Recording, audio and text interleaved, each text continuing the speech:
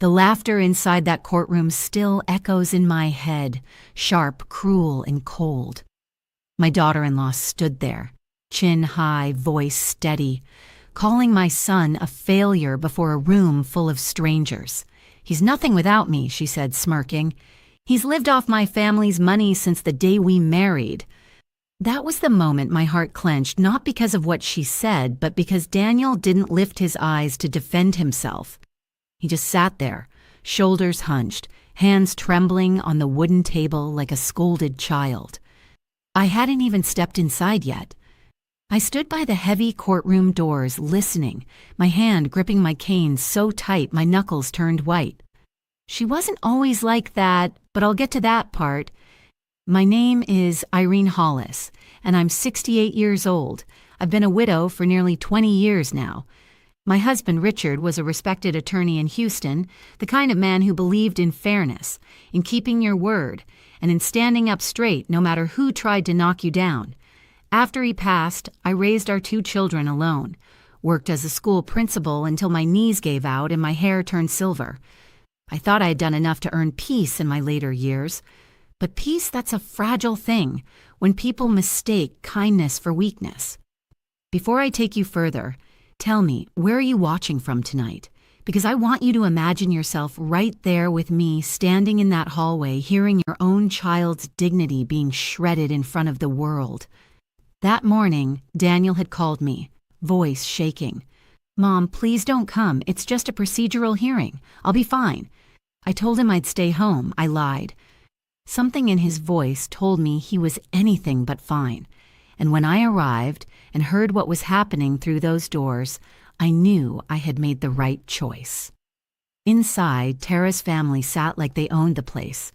Her father, smug in his tailored suit, and her mother with that frozen smile only money can buy. Their lawyer strutted like a man paid to humiliate. Tara was dressed in white, always the dramatist, pretending to be the victim. "Your Honor," she said sweetly, "I supported Daniel for years. I covered his debts, his failures, his poor decisions. Now I'm simply asking for what's fair." Fair. That word stung. Daniel's lawyer, a timid young man who looked barely out of law school, fumbled through a folder. He tried to speak, but Tara's attorney cut him off at every turn. Daniel just sat there, head bowed, not daring to meet anyone's eyes. When the judge asked him to respond, his voice broke. "Your Honor, I don't want to fight her. She can have what she wants." The words sliced through me like glass. After everything the years he'd worked under her father, the long nights he spent trying to fix a business that was already drowning, he was ready to give up everything. I pushed the courtroom doors open quietly. The hinges creaked just enough for heads to turn. The bailiff straightened, confused, as I walked in small steps, steady, my cane tapping the marble floor like a heartbeat. Daniel's head lifted. His eyes widened. "Mom?" he whispered. Tara froze mid-sentence. And then the judge, an older man with a lined face and steady gaze, saw me. For a brief second, his expression shifted from stern to startled. His voice faltered when he spoke. Mrs. Hollis?" I nodded once. "Yes, Your Honor." You could have heard a pin drop. Every pair of eyes turned toward me. Tara's lawyer shuffled his notes. Tara's father leaned forward, recognition dawning because every lawyer in that courthouse knew my husband's name. Richard Hollis built half of their reputations, trained most of them, and scared the rest. But I didn't come to remind anyone of that. I came because my son was drowning, and sometimes a mother has to wade through the fire herself. I found an empty seat in the back, folded my hands, and listened. Tara continued her performance, tears, trembling voice, words rehearsed like lines from a script. She spoke about years of financial abuse and a husband incapable of responsibility. Her lawyer nodded dramatically at every sentence.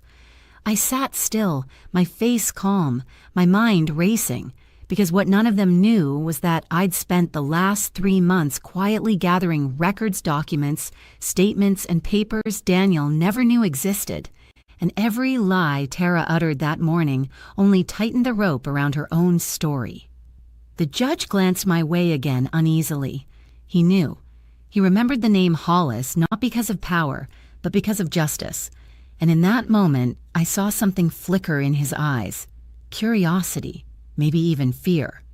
As Tara finished, her lawyer said with a flourish, "Your Honor, it's clear Mrs. Tara Jennings has carried the burden of this marriage alone." That was when I rose from my seat, slowly but with purpose. "Your Honor," I said, my voice steady, "I'd like to request permission to address the court as Daniel Hollis's mother." A murmur rippled through the room. Tara's head snapped toward me, her smile vanishing. The judge hesitated, then nodded slightly. "Mrs. Hollis, you may proceed."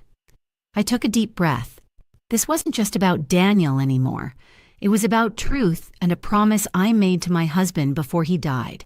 If they ever come for what's ours, don't let them win through deceit. I looked at Tara, her painted face stiffening. "You say my son lived off your family's money," I said softly. "Would you like to tell the court where that money truly came from?" She blinked once, twice uncertain. And that's when the judge leaned back, eyes narrowing, as if he already knew this was no ordinary family matter. What none of them realized. Not Tara, not her smug lawyer, not even my trembling son was that I hadn't come empty-handed. Because when a mother walks into court carrying the truth, silence follows. I didn't always see Tara for what she truly was. When Daniel first brought her home nearly 6 years ago, I thought she was a blessing, the kind of young woman any mother would be proud to welcome into her family. Pretty, well-spoken, confident, with that polished smile that could charm a room full of strangers. She called me Mom before the wedding was even planned, and for a while I believed she meant it. Back then, Daniel was 34, quiet, thoughtful, maybe a little too trusting for his own good. He'd taken over part of his father's accounting work after Richard passed. Numbers, he understood. People, not so much. Tara, on the other hand, understood people all too well. She worked as a paralegal at her father's firm, Jennings Associates, one of those places where the name on the wall mattered more than the people who worked under it, the kind of firm that hosted charity galas and called it generosity. When she and Daniel met, it felt like light entering a dark room. He hadn't smiled that much in years. I saw hope in him again.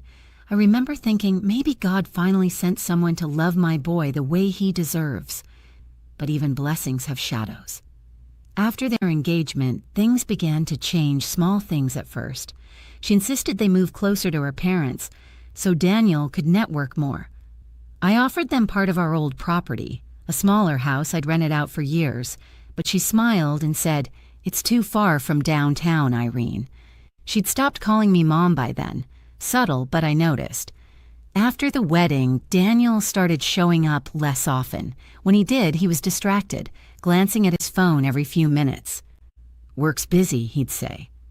But the way he said it, tired, careful, like every word was being weighed, told me something was off. Then came the first real crack. One Sunday, I called to invite them for dinner. Tara answered, voice sweet but distant. "Oh, we can't make it. Daniel's working on an important case with Dad." But when I passed by their house the next day to drop off some things, his car was parked outside, lights off, curtains drawn. He was home alone. I didn't confront him. I just left a note by his door that said, "If you ever need to talk, you know where I am." He didn't reply. Months went by like that. Tara began managing everything, their accounts, Daniel's schedule, even his friendships. She was smart. Too smart to make her control obvious. But I saw it in her tone, the way she'd say, "Daniel can't handle stress well, can he?" in front of people, like she was protecting him while quietly cutting him down. That's how manipulators work. They build you up only to remind you you're nothing without them. Daniel's confidence eroded. His calls became shorter, his eyes duller.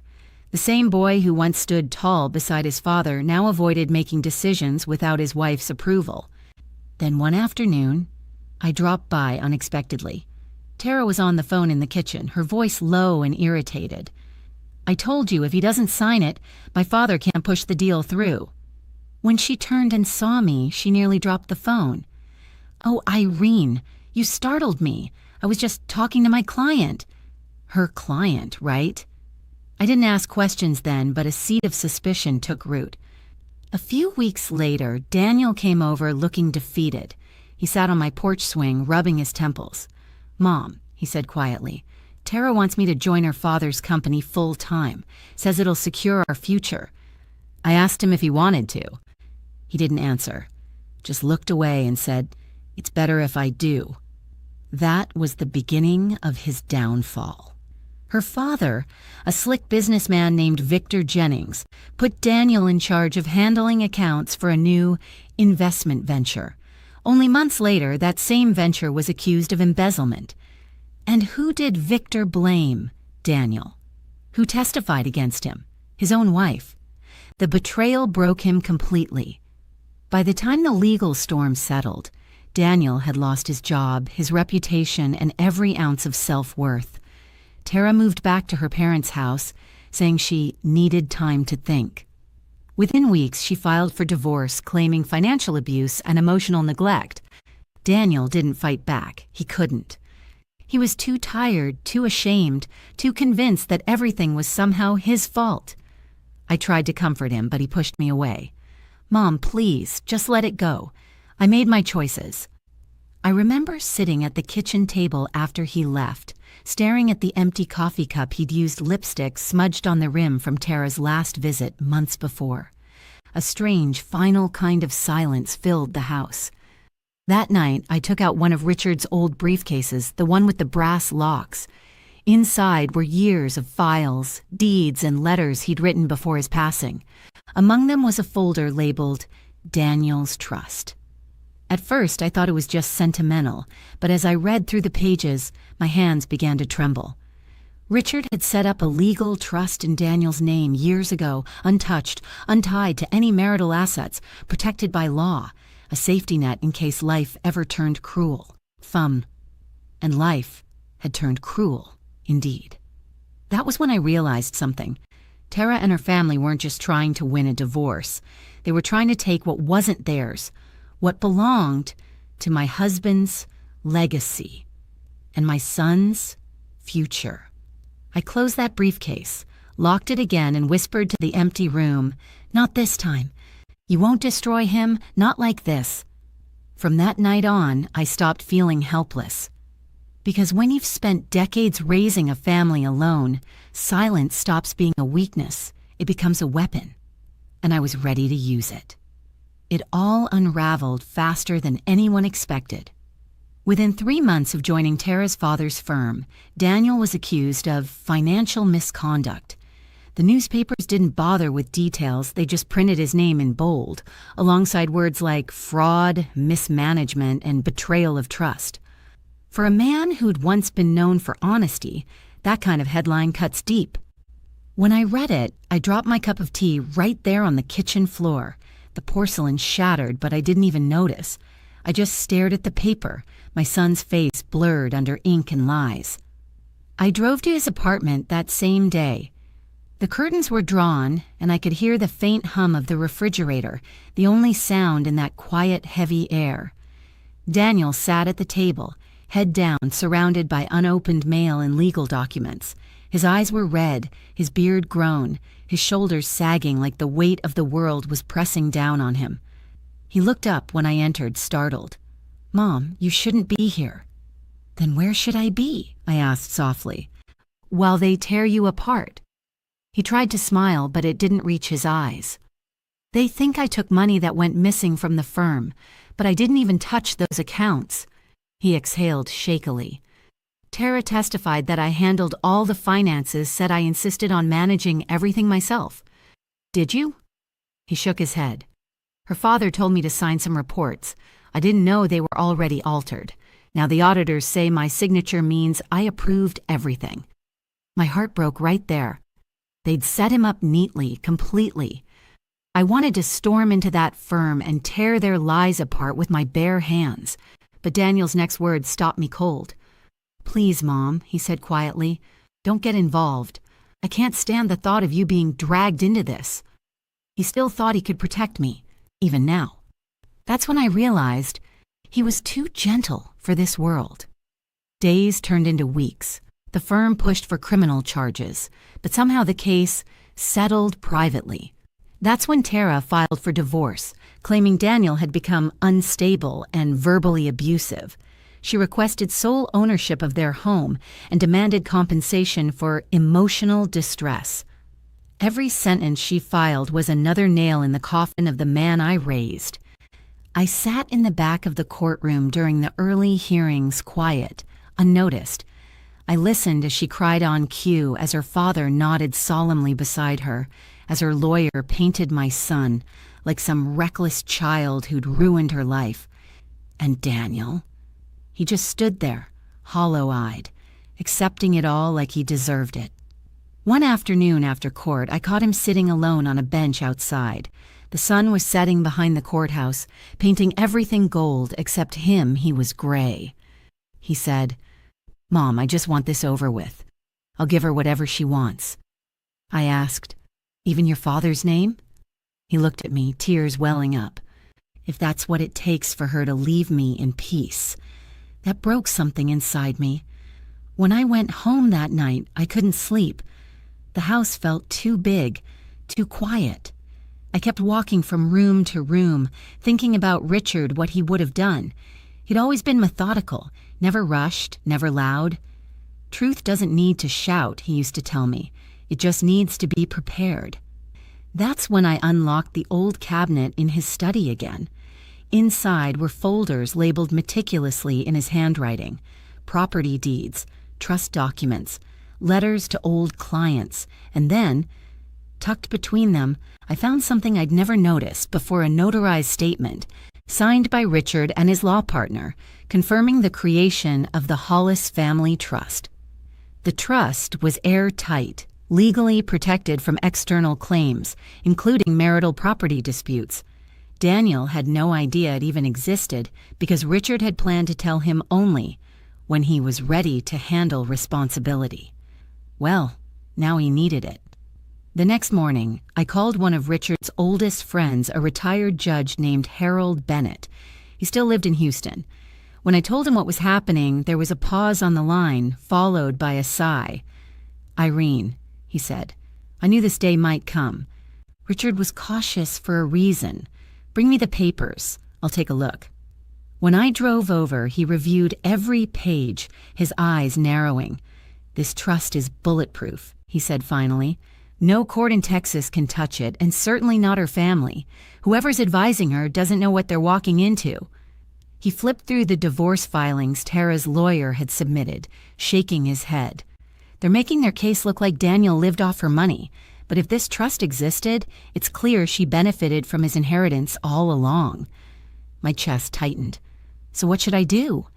"Be patient," he said. "Don't reveal this too soon. Let them build their lies, and then you bring the truth down like a hammer." That night, I sat at my desk, staring at the papers spread across the wood like a battlefield. For the first time in years, I didn't feel helpless. I felt steady, focused. I began organizing everything: photocopies, notarized seals, financial ledgers from Richard's records. By dawn, my living room looked like a miniature law office. I labeled each folder: trust, assets, timeline, statements. And at the very top, I placed a single sheet of paper, my husband's handwriting faded but firm. "If ever you must defend what's rightfully ours, remember, truth waits quietly until it's needed." When Daniel called that morning, I didn't tell him what I was doing. He sounded exhausted. "Mom, tomorrow's the final hearing. Don't come, please." "I won't," I said softly, looking right at the stack of documents before me. But I already knew I would, because sometimes a mother's silence isn't surrender. It's strategy. Sleep became a stranger to me after that night. Every tick of the clock sounded like a countdown not to destruction, but to revelation. I spent the next few days living between stacks of papers, envelopes, and old memories. My dining table turned into a war room, and I was the quiet general who'd finally decided she'd had enough. I reread every page Richard had left behind. My husband had always believed in order. He labeled everything like he knew I'd need it someday. Property titles, tax receipts, witness letters, even a sealed envelope marked "Private for Irene only." I hesitated before opening it. Inside was a short, handwritten note. "If they ever come for Daniel, trust the truth you already have and don't let fear make you quiet." I sat there trembling, running my fingers over his words. He had always known. Maybe not this exact battle, but he'd known there'd come a day when someone would try to steal what wasn't theirs. That letter became my armor. Over the next week, I reviewed the trust documents line by line. It clearly stated that all assets under the Hollis name, including the house, the joint business shares, and inherited funds, were owned through a protected trust established before Daniel's marriage. The law couldn't touch it. Which meant every asset Tara claimed she financed was actually part of my late husband's estate. I called Judge Bennett again, Richard's old friend. "Harold," I said, "would the court accept these documents as new evidence?" He replied carefully, "If you can prove they're original and relevant, yes. But timing matters. Wait until the right moment, preferably during the final hearing, when her lawyer feels most confident." I could almost hear him smile through the phone. "Let them fall into their own trap, Irene. You'll know when to walk in." I thanked him, then added quietly, "Harold, one more thing. Do you know who's presiding over Daniel's case?" He paused. "Judge Maxwell." The name made my stomach tighten. I knew that man. Years ago, when Richard was still alive, Maxwell had been a young attorney caught in a serious ethics scandal one Richard quietly helped resolve behind closed doors. It saved Maxwell's career, and though my husband never asked for favors in return, men like Maxwell never forget debts. No wonder he froze when he saw me later. That week, I kept everything to myself. Daniel thought I was staying home, resting. He had no idea I'd spent every day at the county clerk's office getting copies certified, notarized, sealed in triplicate. I wanted no loopholes, no surprises. I even found a copy of Tara and Daniel's marriage certificate, dated after the trust was filed. That small detail alone was powerful enough to crush her claims. By Friday, everything was ready. I ironed my clothes that night, a simple gray dress, the same one I wore at Richard's memorial, not out of nostalgia but symbolism. I wanted to walk into that courtroom not as a weeping widow or frail mother, but as the last representative of Richard Hollis's integrity. That morning, I arrived early. The courthouse looked exactly as I remembered it from years ago. Marble floors polished to a mirror shine, high ceilings echoing with footsteps, the faint scent of old paper and coffee. I stood outside the courtroom doors, watching lawyers rush in and out on with their files, all pretending to control fate. Through the small window in the door, I saw Daniel sitting at the front, shoulders slumped, staring at the floor. Tara was across the aisle, dressed like she was attending a red carpet event. Pale suit, pearl earrings, her mother fussing beside her. Her lawyer, a tall man with slicked hair and too much confidence, was whispering instructions. They thought they'd already won. I waited. Timing, Harold had said. Let them talk first. Let them build their arrogance sky high. As the bailiff called the session to order, I took a slow breath and placed the folder under my arm. My heart pounded, but my mind was clear. This wasn't about vengeance. It was about restoration. My son's name, my husband's legacy, my family's dignity. When the judge entered, I stayed behind the door a moment longer. I could hear Tara's lawyer beginning his statement, smug, rehearsed. Your Honor, my client has endured years of financial manipulation and emotional hardship. He paused dramatically. She seeks equitable division of assets to regain her independence after being burdened by Mr. Hollis's financial instability.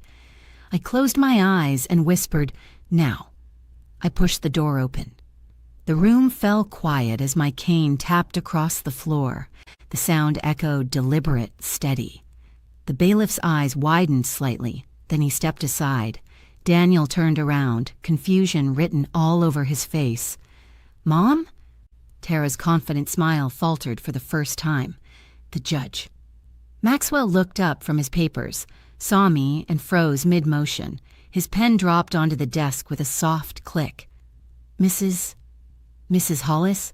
He stammered, voice unsteady. I nodded politely. Good morning, Your Honor. My apologies for the delay. You could have heard a feather fall. Even Tara's lawyer hesitated before continuing. Mrs. Hollis, this is a closed hearing, he said sharply. I met his eyes. Then you'll want to reopen it once you see what I'm carrying. Judge Maxwell leaned forward, hands clasped. His face paled slightly.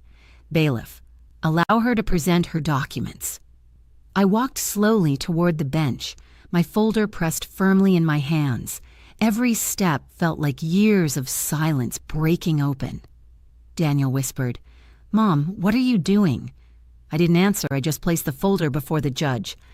These, I said softly, are the original trust documents signed by my late husband, Attorney Richard Hollis, verified, notarized, and protected by Texas state law. They concern the ownership of every property and asset listed in these proceedings. Tara blinked rapidly, her lawyer fumbling for composure. Your Honor, this is highly irregular. Judge Maxwell raised a hand. Sit down, Mr. Harper. He turned to me, voice steady but eyes heavy with recognition. Mrs. Hollis, I assume you know what this means. Yes, Your Honor, I said quietly. It means my son doesn't owe anyone a dime, and that this courtroom has been fed a web of lies. Tara's face drained of color. Her father shifted uneasily in his seat. And though no one spoke for a moment, the silence was deafening.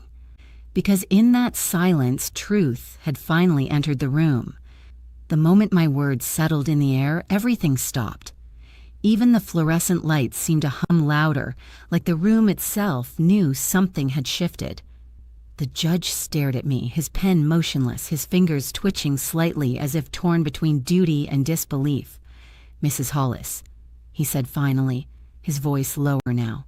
You understand that introducing new evidence at this stage is highly unusual. I nodded. I understand, Your Honor, but the truth doesn't always follow the court's schedule. A small murmur spread through the room. Tara leaned toward her lawyer, whispering harshly. Her father's confident expression had turned stiff, his jaw clenching with every passing second. Daniel just sat frozen beside his attorney, looking from me to the judge, confusion and relief warring on his face. Judge Maxwell cleared his throat. Bailiff, please collect the documents. As the bailiff carried the folder to the bench, Tara's lawyer stood quickly. Objection, Your Honor. These materials haven't been verified or disclosed prior to this session. They're inadmissible unless... Maxwell cut him off. I said, sit down, Mr. Harper. I'll decide admissibility. The young man faltered and obeyed. The judge opened the folder, flipping through the first few pages. His eyes darted rapidly from one seal to the next, pausing when he reached the notarized statement with my husband's signature. His face softened. Richard Hollis, he said under his breath. I'll be damned. Then he looked back at me. I remember this trust. A ripple of whispers swept through the courtroom. Tara's lawyer turned pale. The judge continued, his tone now respectful. This document predates your son's marriage by several years. It clearly establishes that the assets in question belong solely to the Hollis Family Trust, which places them outside the reach of community property laws. Tara blinked rapidly. That can't be true, she muttered. Her lawyer stood again. Your Honor, this is... Maxwell held up a hand. Mr. Harper, unless you can refute notarized, time-stamped legal evidence signed by 2 witnesses, I'd suggest you sit down before I cite you for contempt. For a long, heavy moment, the only sound was the faint turning of paper as the judge read. I could see Tara's confidence crumble, her face paling under the harsh courtroom lights. Her mother reached over to squeeze her hand, but she jerked away. Daniel turned toward me, eyes glistening. Mom, he whispered, voice shaking. How did you find all this? I gave him a small, steady smile. Your father left you more than memories, son. He left you protection. The judge cleared his throat again.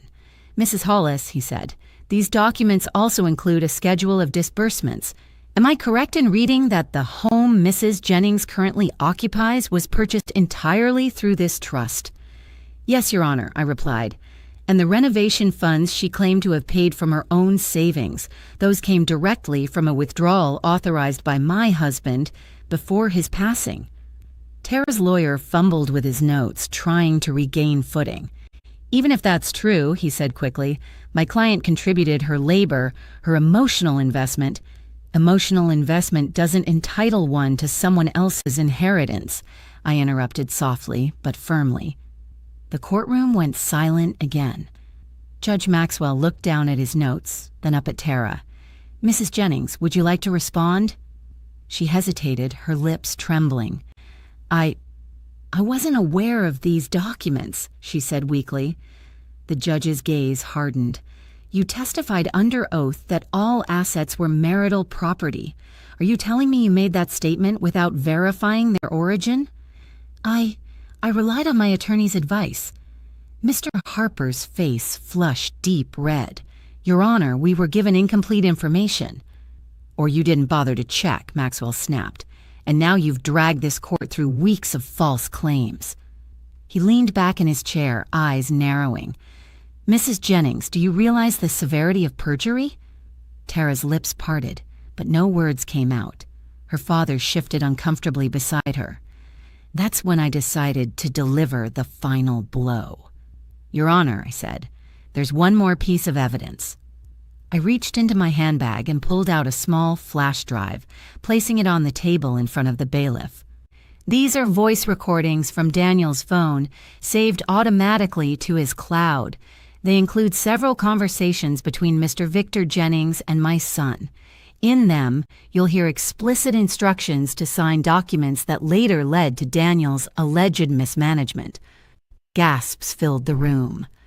Tara's father's composure shattered. "This is outrageous," he barked. "You can't—" But the judge had already gestured to the bailiff. "Play it." The first audio crackled through the speakers. Then came Victor's unmistakable voice. "Don't worry about the numbers, Daniel. Just sign the papers. I'll take care of the rest. If anything goes wrong, it's on me, not you." And then, seconds later, Tara's voice, cold, sharp, recorded in the background. "Just sign it, Daniel. My father knows what he's doing. You're making this harder than it has to be." When the recording ended, the silence was thicker than before. The judge removed his glasses slowly. "Mrs. Hollis," he said quietly, "how long have you had these?" 3 weeks, Your Honor. My son had forgotten they backed up automatically. I only accessed them when his old phone wouldn't stop syncing." He nodded solemnly. "Then it seems this court owes your family more than an apology." "Aha!" He turned to Tara and her father. "Mrs. Jennings, Mr. Jennings, I strongly advise you to speak to your counsel about your next words, because from where I sit, this looks like attempted fraud, perjury, and coercion." Tara's lawyer sank into his chair. Her father's face turned beet red. I looked at Daniel. For the first time in months, his posture straightened. He looked up, not as a broken man, but as his father's son. Judge Maxwell took a deep breath and addressed the room. "Court will recess for 30 minutes while I review this new evidence." He rose from his chair, then paused. His eyes met mine. "Mrs. Hollis," he said quietly, almost respectfully, "it's good to see you again. You've done justice proud today." I nodded once, my voice steady. "So did you, Your Honor." As he left the bench, Tara buried her face in her hands. Her lawyer whispered frantically. Her father glared toward me, but none of it mattered, because for the first time in a long, long while, the truth was finally speaking, and it was louder than their lies. When the judge returned, the courtroom fell silent. He reviewed my husband's trust, the recordings, and then looked at Tara and her father. "This court has been deceived," he said coldly. "Mr. Hollis, you are cleared of all accusations." Daniel's eyes filled with tears. Tara tried to protest, but the judge cut her off. Her lies had collapsed in front of everyone. The gavel struck, ending it all. Outside, Daniel whispered, "Mom, you saved me." I smiled softly. No, son. Truth did. Days later, headlines cleared his name while Tara's family faced investigation. Daniel finally slept in peace. Justice didn't roar that day. It walked in quietly, steady as a mother's love, and when it spoke, no one dared interrupt.